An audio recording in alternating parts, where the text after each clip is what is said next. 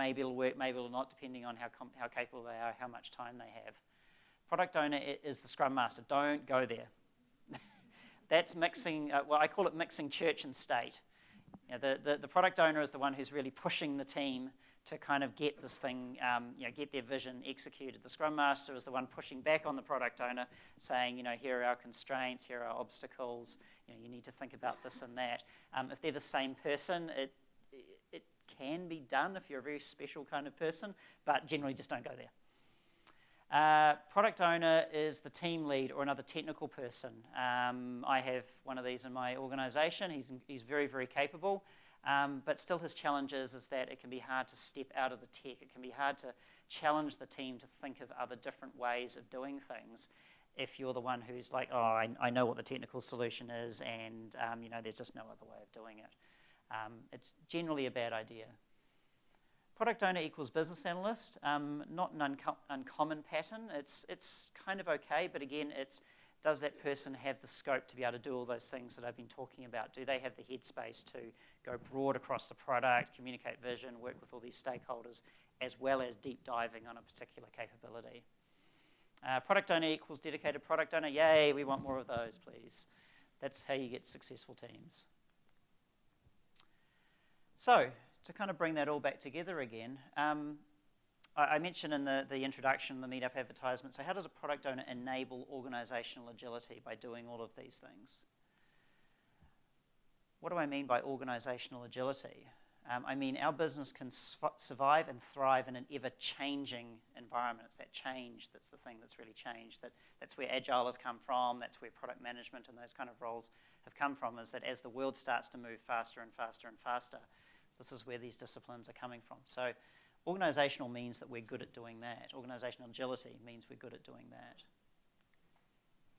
So my first measure of an effective product owner is that we are solving the business problems of our users. We're not just delivering features to them, and we validate that we've solved their problems. So that's my first measure of being an effective product owner. Second measure is that we can ship regularly, meaning that we can rapidly adapt to change. Now, this sounds like something that a product owner doesn't have much influence over. This is a technical thing, right? Your technical teams, they're worried about how to ship.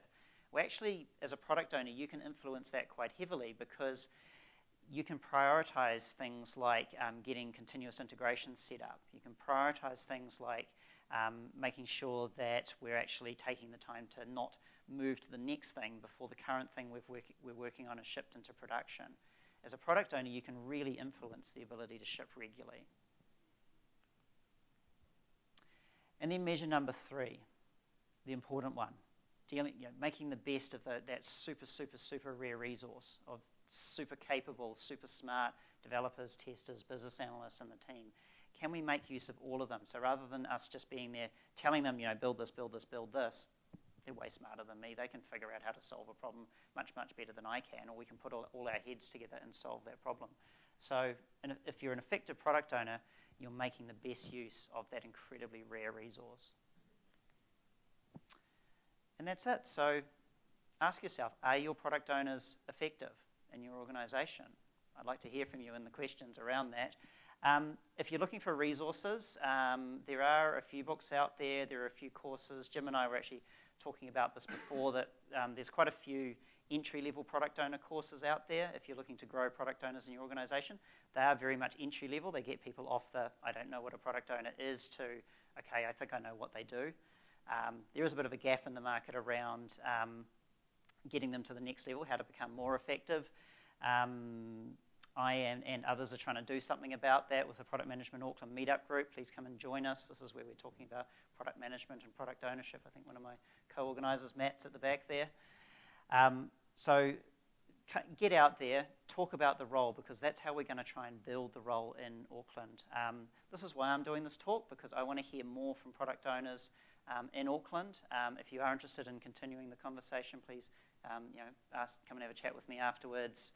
And just contribute to the practice. So that's all. It's open for questions. Thank you very much.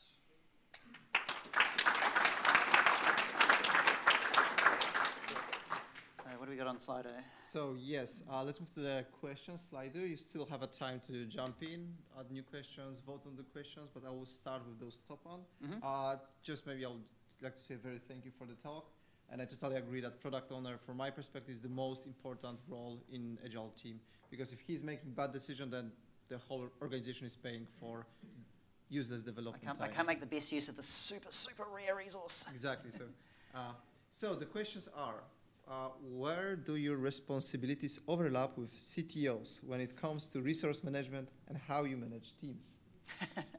CTO, well, I guess we overlap in all sorts of different areas. So some of the challenges I've had personally have been particularly with development management. A lot of what a product owner does overlap with where development managers have traditionally felt that they've come from. My personal opinion is that the development management, development leadership is responsible for how can we make this super, super rare resource as efficient, as effective as possible, and I, as a product owner, help to point them in the right direction. So that's kind of one area. Other areas, you mentioned CTO there, so I assume that maybe speaks to kind of architect and technical area as well. I kind of count amongst my peers as being architects, UX leads, and those sort of kind of lead areas from various disciplines across the business. We talk about having a product roadmap, but we also talk about having an architectural roadmap, and so I collaborate very closely with the architect or technical lead for my area on what his architectural roadmap is, and we try and work that together with sort of the product roadmap. And so it's about kind of collaborating with these people. You know, they're there for a reason. They know what they're trying to achieve, and so the product owner is trying to make the best use of all these different ideas. Okay, thanks. The next question is, what's the process you use to collect business problems from your paying customers? Interesting question. I actually fly out to New York on Saturday to go and talk with one of their paying customers who are paying us quite a lot of money. And actually, I mean, they've actually been, this particular client has been a really, really great example of how to not do it and then how to try and get better at it. So in Orion, we develop product internally, mostly within New Zealand. And we have services teams that are in market, and they work directly with the client. Now, our services team are very good at sort of going to the client and sort of gathering requirements, but they're quite detail focused. And my challenge with this particular client has been, when I started to get involved with them, was that I had this barrage of detail come to me. And I had to sort of just really start asking those questions. Okay, right, this detail here. Why? What's that? What's that for? You know, how can I bring that back up to the why? And okay, all right, you don't know. Okay, who knows? Okay, so you know, talk to our client exec, the person who's dealing with. Okay, they weren't sure either. Okay, well, let's actually talk directly with the client. We ended up speaking with some of their technical guys. I'm still not getting the why. Okay, can I get with the business guys? Who understands the users in the organization? Who really understands the user behavior in that particular organization? Found them. Had a really, really successful conversation and managed to get that, okay, that's the business problem that you're trying to solve. You're trying to make sure that a care manager can manage their population effectively. So it's about asking the right questions, in my opinion. It's just keeping on going and just not stopping until you hit that why. Also focusing on the user. Previously, I'd kind of started to shy away from user stories a bit because I felt they were kind of quite limiting.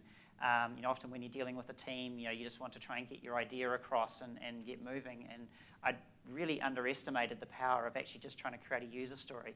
So so everybody who knows the standard user format, you know, I want, so that. And it's usually quite easy we kind of generally know who the user actually is, who that person actually is. I want, okay, we've probably been articulated some kind of thing that they want. So that. Okay, I don't know why so that. That's the hard part, is actually getting that so that out. What is the business problem that we're trying to solve? And so what I found is forcing myself to go back into writing user stories, even at this very high level. I did a lot of so that. Oh, okay, I need to do more research on what that is. So yeah, just thinking about those techniques, framing around the user stories. Cool, thank you. What are the differences between product manager and product owner from your side? They're spelled differently. I guess the slide that I put up, and I'll skip back to it for just a minute. is that the product manager can actually be the product owner. If you've got time to do all that stuff that I talked about, if you've got time to sit with the teams, get that vision communicated, work with all those stakeholders internally, do all that negotiation, spend time in grooming and planning, and have that be able to be available to the team to make those decisions, your product manager can be your product owner. No worries. It's more about the role than the person. If you can perform that role as a product manager, great. In both Fiserv and Orion, the role of the product manager, they've got a lot to think about. They've got to try and think about our strategies going out sort of 2, 5, 10 years. What's our product strategy going to be over that period?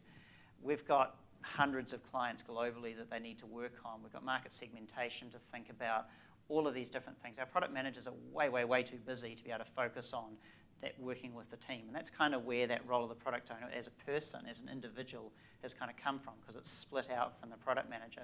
So it's not that they're necessarily two completely different roles. They are quite related to each other. But as the scale of the organization, as the technical complexity, as the number of teams you have grows, you find that starts to grow into two distinct people, or even more than two distinct people, as I showed that sort of scaling model. Okay. The new question that just jumped in is, how do you balance ad hoc requests to fix urgent bugs or improvements in the middle of the sprint, once the sprint plan was also created? A lot of eye rolling, a lot of, oh goodness gracious me. No, so my kind of favoured technique at the moment is an idea of reserve capacity. So if I've got a team who, say, delivers 20 points, so we work in story points at Orion, 20 points per sprint, I want them to leave between 20 and 40% capacity available to answer support requests, which often come in from our global teams to say, hey, I'm trying to use the product to do this. How do I do it? I never anticipated that at the beginning of the sprint. I didn't know that they were going to ask that question. It takes my team some time to turn those around. And then, to specifically answer the question that, oh my God, we've got a bug, we need to fix it right now, get onto it.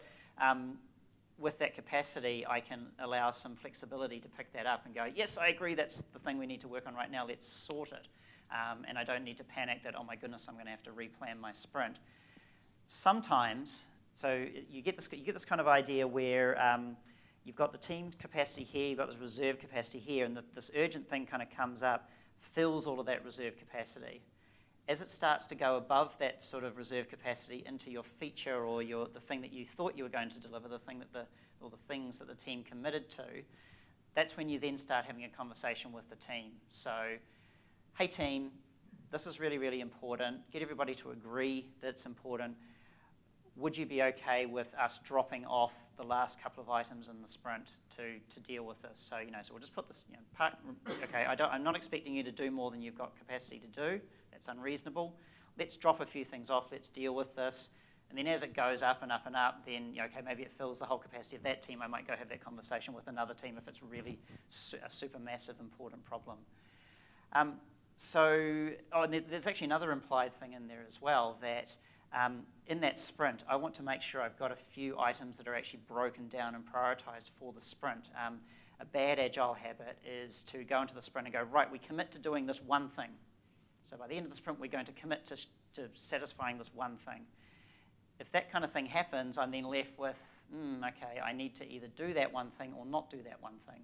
That's a pretty hard choice as a product owner. So if I've got things kind of broken up a bit, I can go, okay, well, yep, I want that thing, I want that thing, I want that thing. You know what, those next two things can slip to the next sprint so that we can answer this urgent question. I'm also asking, is the bug really important? Oh, yeah, actually, no, I overlooked that one, I just assumed it was.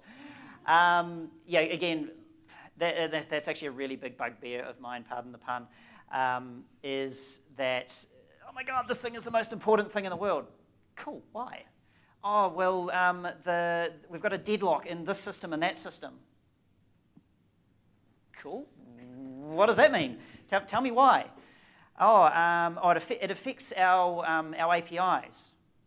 Okay, it affects our APIs, righty-ho. Now I'm starting to get a bit worried of people consuming our APIs. Okay, how does it affect our APIs? Oh, okay, in certain conditions they can stop working completely. Okay, now I'm panicking. It's going to stop our APIs from working completely. We need to work on that right now. That is super important. Or it might be, okay, deadlock. Cool, what does it impact? Oh, it impacts our user interface. Okay, what happens when it impacts our user interface? Oh, okay, well, and when this is true, and this is true, and this is true, this thing maybe, in that bottom right-hand corner doesn't display properly. Don't care. Next sprint, we'll prioritize that for the next sprint, or maybe even subsequent sprints. So same thing as defining the business problem. Getting people up to that why, to go, oh, that's why it's important. Right, let's do it or not do it. Okay. As you were part of transformation in Pfizer, right? The question is, what was the hardest in the Agile transformation that you were part of? What is the hardest part of the Agile transformation? People who blame Agile for everything, and I'll skip back to, where's the slide? So what I've observed in a lot of organizations, the ones I've been involved in personally, has been, we need to be Agile because the market's doing that. Yeah, cool. We need to be Agile. Yes, great, let's be Agile. And we pay some consultants a whole shed load of money to come in. Apologies to a surety. But they're actually really good. And again, it's coming to the business problem. Okay, we need to be Agile, but why? Why is an organization, why is Agile important to us? We have the same challenge in Orion, that our CEO, who's built the company from the ground up, he will often say, oh, this Agile thing, why are you having all these stand-ups? Why it's wasting all this time? Why have we got these? What do we need Scrum Masters for? It's okay, but that's not the point. The point is, okay, Ian, do you agree with this vision? Do you agree that our organisation will regularly ship product that meets the needs of our users? This is the vision for our organisation. Cool, we agree on that. Again, Ian's he's a super smart guy. He has built the company up himself. He started from quite small, where this was just implied. We just shipped stuff that met the needs of our users because we're a small company. It gets harder as you grow, and that's where things like being Agile become so important. And so if you rally people around the vision for why you need to be Agile, you're going to get a lot more buy-in. I don't think there's anybody in any organisation who's going to come along and say, no, we shouldn't do that. That's just dumb. Why would you do that? That's silly. Generally, it's pretty easy to get buy-in to that vision. And so once you get buy-in to that vision, you can then go, okay, well, in order to do that, we need to ship regularly. We need to have iterations. They start to look like sprints. We need to be able to do stuff that meets the needs of our users. So we want to get stuff out there really regularly. We want to be able to ship regularly. So that's starting to get into continuous integration, DevOps, all that kind of cool stuff. And so all of these practices flow from that why. Again, just in the same way I talked about solving that business problem. Same thing applies to process as well. Why? Why are you doing it? We want to do that. Okay. What's your opinion about when you have a limited resources? Could a project manager wear the product owner hat, or vice versa? PO acting as a project manager, sorry. Sorry, could you repeat the question? Given limited resources, could a project manager wear the hat of a PO, or vice versa? The PO also plays the role of project manager. A very interesting question, because I personally have come, as I said, from being a project manager myself. The role of the project manager in Agile is always a bit of an awkward one. It's an unanswered question, I view it. I've yet to hear an answer that really convinces me that that's the sole way project managers should be in an Agile organisation. Within Orion, our project managers work closely with our field teams. So our field deliveries often involve some quite defined sort of steps. We need to do this, we need to do this, we need to do this. We need to make sure everybody's rallied around that. It doesn't really look much like a backlog. It's just a series of sort of time-based steps. And that's where project managers are offering value in our organisation. We don't have any project managers within our team, and I would kind of hesitate to have some project managers take the role of product owner because their head's not in the right place. They're about setting up a plan, and just executing on that plan. They're not really committed to the vision. It's just like, oh, I've got a thing to do. I'll write some plans up. Apologies to any project managers out there. But where I came from as a project manager personally is that I always cared really, really deeply about the product. That's kind of how I got the role in the first place. And so in that case, it kind of worked because I'm passionate about product. And so therefore, I was hopefully okay as wearing that sort of dual hat of project manager and product owner until we managed to actually hire a project manager in. So it depends on the person, it depends on the environment, it depends on what you're trying to, who your project managers are, what you're trying to get out of them. Okay. Sorry. Okay. BA is part of the development team or acting more as a support for the product owner team in your teams? Both, actually. So it comes back to that slide that I talked about towards the end. There we go. So the reason that I drew this overlapping like that is that I do overlap quite a lot with my BAs. So both within the delivery team and also outside. So that process of actually getting stuff ready to work for the team. In theory, that's the job of the product owner, is to try and get stuff to ready. But there's only one of me. I've got these quite big things to solve. So we actually have some business analysts that we work with who we kind of chop up bits of the problem, and they work through that really, really deep dive, getting stuff ready for the team to work on. So it's kind of that shared role that the business analyst has got time to kind of dive deeply on something, whereas I'm trying to stay sort of shallow, and we overlap between. And it just depends on the people that you're working with. All the business analysts I've worked with so far have been pretty comfortable with that role. Just to add on to it, it's also a business owner who validates whether your vision matches with the work that you're doing. So generally, a business analyst would be able to break the story, your vision, into smaller chunks. Yes. You don't have the time, so they become the conduit between your vision and what's being developed. Yeah, So to repeat for the recording, the business analyst becomes the one who breaks up that vision into actually deliverable chunks. That's actually exactly what we do at Orion. That they are the ones who are working with the technical team, because I don't have enough hours in the day to do that, to say how could we possibly break this thing up into increments of value. Okay. Why did you choose the product owner role over the Scrum Master, considering that you came from project management background? Interesting question. So the way I became a product owner was, I remember this vividly. It was late one afternoon. I think it was Thursday or Friday. It was late in the week. I was a bit tired. And my boss at the time said, hey, Anthony, we're getting really serious about getting into Agile. We're trying to grow out the roles. We see the need to break off the product owner and project manager role into two separate roles. Which one would you rather do? There actually wasn't any talk about Scrum Masters at that time. And my boss sort of kind of nudged me towards the product owner role, and I actually had no idea what that was. I sort of kind of knew what a project manager did, really know what a product owner did at that point. But it was the product part of it that caught my ear. I've always been really passionate about building things and delivering things. I'm kind of interested in the process that goes with it. As I said, Agile makes me successful. And Agile and Scrum and all delivery engineering, continuous integration, all that stuff, that kind of makes me successful. But I really care at the end of the day about engaging with clients and finding out whether or not I'm meeting their needs. So that's why I picked the product owner role over the Scrum Master role, because I was more interested in actually having that product interaction with people. Okay, thank you. We are going closely but one or two more questions. Customer wants a contract with firm, delivery date, and defined scope. What are preferred ways of dealing with this? Everybody remembers the Mitre 10 ad? Yeah, you're dreaming.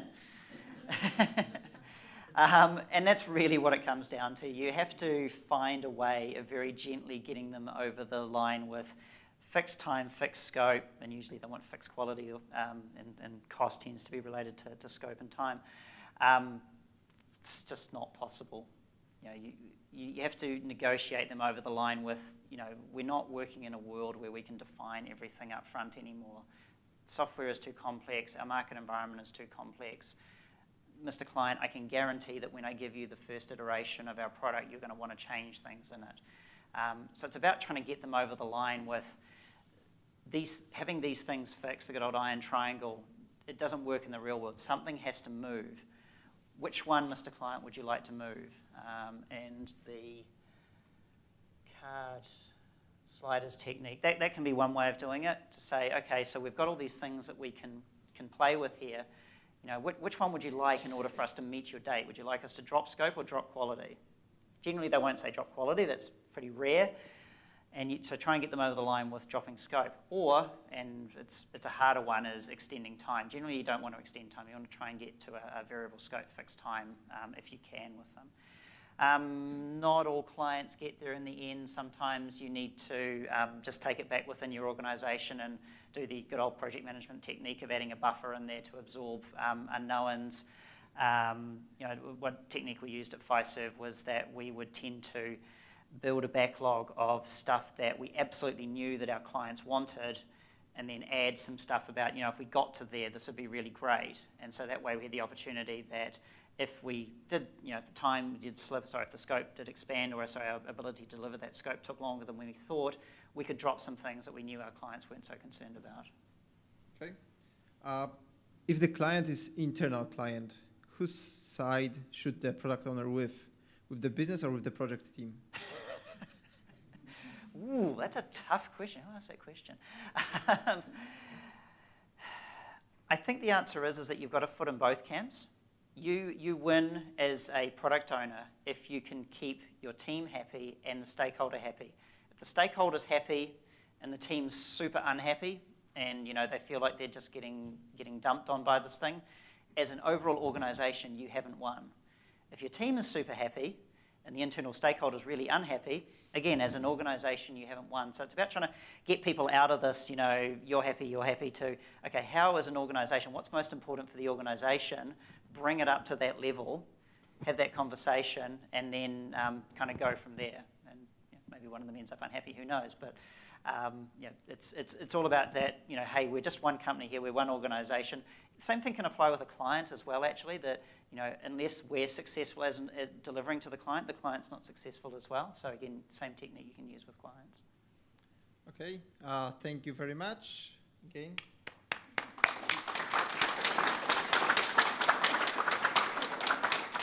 So a couple of information. Our next event is the 28th of September, in 2 weeks from today. It will be